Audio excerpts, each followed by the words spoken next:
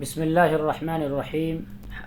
فی الحمامی، حمام میں، حمام کہتے ہیں پبلک غسل خانے کو جو پبلک کے نہانے دھونے کے لیے بنایا جائے۔ اسلامی زمانے میں یہ خاص قسم کے ہوا کرتے تھے، آج ان کا انداز الگ ہو سکتا ہے۔ ثم خطر لہو، پھر اس کے دل میں یہ بات آئی۔ خطر لہو ببالہ، بفکرہ استعمال ہوتا ہے، بفکرہ ببالہ کو محذوف کر دیتے ہیں، کبھی کبھی صرف خطر لہو کہتے ہیں۔ ثم خطر لہو، پھر اس کے دل میں یہ بات آئی، ان یستحما، کہ وہ غسل کرے، نہائے۔ استحما یستحم استحماما، نہانا، غسل کرنا۔ ایک اور لفظ آتا ہے اغتسل یغتسل اغتسالا، اس کے معنی بھی غسل کرنے کے آتے ہیں۔ پھر اس کے دل میں یہ بات آئی کہ وہ نہائے۔ فذهب الى حمام بغداد، تو وہ گیا بغداد کے حمام میں۔ اب دیکھیے یہاں ان یستحما یہ مصدر مؤول استعمال ہوا ہے، لیکن ہر جگہ جہاں بھی آپ مصدر مؤول دیکھو اس کو صریح میں منتقل کرنے کی کوشش کرو، یہ بھی مستحسن بات نہیں ہے۔ جہاں ضرورت محسوس ہو یا ترجمے کے وقت آپ اس کا صریح سے ترجمہ کر سکتے ہیں، اور عام طور پہ اگر اس کی ضرورت محسوس ہوتی ہے کہ آپ اس کو صریح میں منتقل کرو تو منتقل کرنا، ورنہ مؤول کا ہی ترجمہ کرنا چاہیے۔ حیث، جہاں، لقیہ، اس سے ملاقات ہوئی، احد اصحابہ، اس کے ایک دوست کی۔ محاورتاً کہیں گے جہاں اس کو مل گیا اس کا ایک دوست۔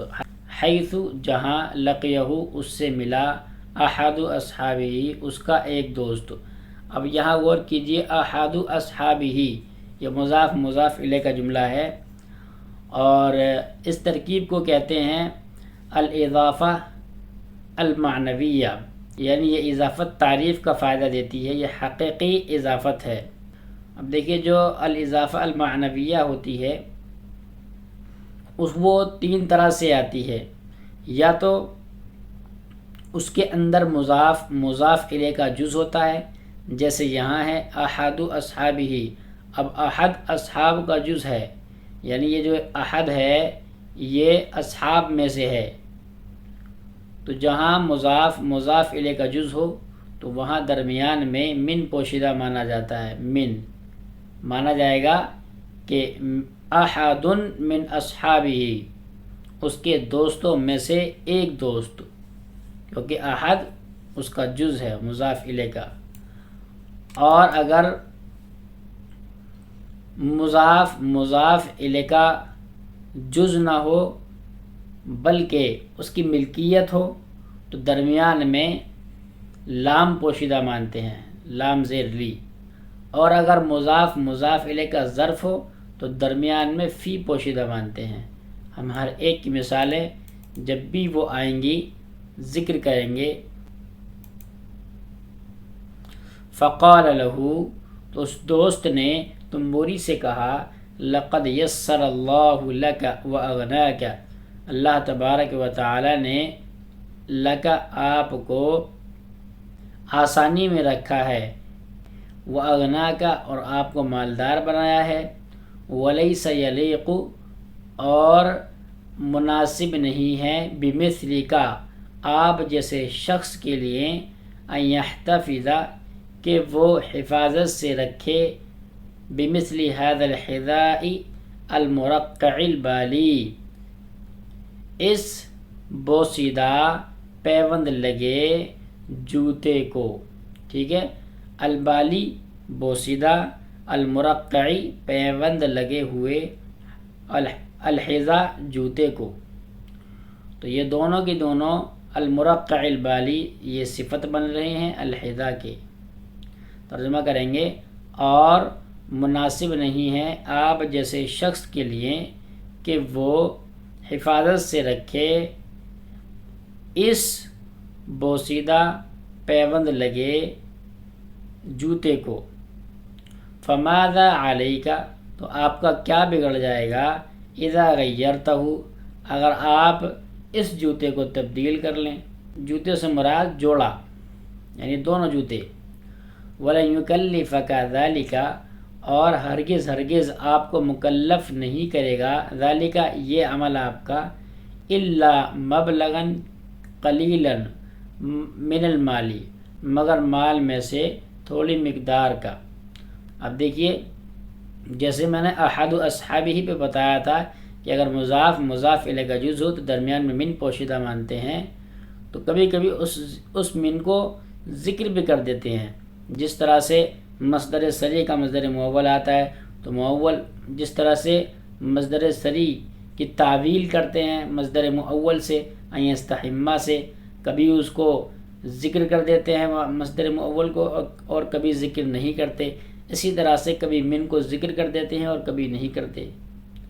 تو یہاں من کا تذکرہ آ گیا، کیونکہ مال کا یہ حصہ ہے، مبلغاً قلیلاً جز ہے۔ وَأَنْتَ بِحَمْدِ اللَّهِ اور آپ اللہ کے شکر سے تکسب کماتے ہو۔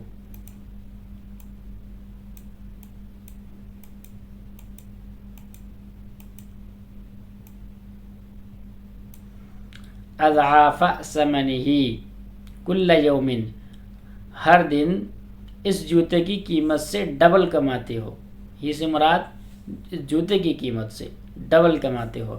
فقال التنبوری لصاحبہ تنبوری نے اپنے اس ساتھی سے کہا صدقت یا اخی آپ نے سچ کہا اے میرے بھائی، وسأعمل اور ان قریب میں عمل کروں گا بنصیحتک آپ کی نصیحت پر غدن کل انشاءاللہ۔ آج کے سبق میں جو تعبیرات ہم نے سیکھی وہ یہ ہیں، میں بازار گیا جہاں مجھے خالد ملا، ذهبت الى السوق حيث لقيني خالد، ذهبت الى السوق حيث لقيني خالد۔ آپ جیسے شخص کے لیے مناسب نہیں ہے کہ وہ لوگوں کو گالیاں دے، ليس يليق بمثلك ان يسب الناس، ليس يليق بمثلك ان يسب الناس۔ آپ کا کیا بگڑ جائے گا اگر آپ نماز پڑھ لیں، ماذا عليك اذا صليت، ماذا عليك اذا صليت۔ میرے دل میں یہ بات آئی کہ مجھے صدقہ کرنا چاہیے، خطر لي ان ينبغي لي ان اتصدق، خطر لي ان ينبغي لي ان اتصدق۔ یہ تو صرف چند مثالیں ہیں، آپ بھی اپنی عادت بنا لیجئے کہ جب بھی آپ مطالعہ کریں یا کوئی سبق پڑھیں تو اس کے اندر جو الفاظ استعمال ہوئے ہیں، جو تعبیرات، جو محاورات استعمال ہوئے ہیں، ان کو اپنی کاپی میں نوٹ کیجئے اور اپنے جملوں میں استعمال کرنے کی کوشش کریے۔